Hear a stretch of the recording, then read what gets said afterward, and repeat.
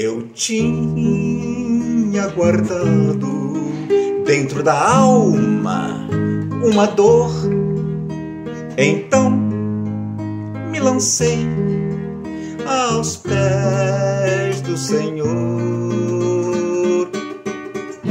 Pedi para que Deus me ensinasse a sofrer e que o mal não pudesse minha alma vencer. Eu fiz meu pedido e Deus me atendeu, não deixou o mal ser mais forte que eu. O Pai que em Cristo me fez renascer, quer também, irmão, seu clamor atender.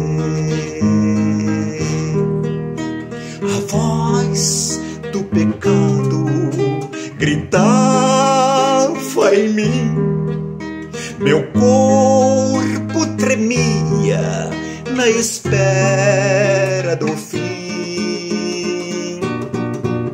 Mas quando no céu minha voz penetrou, renasci para Deus, minha vida mudou.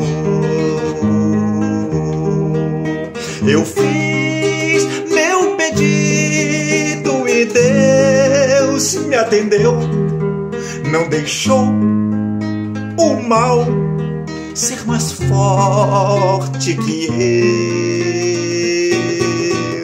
eu. O Pai que em Cristo me fez renascer, quer também, irmão, seu clamor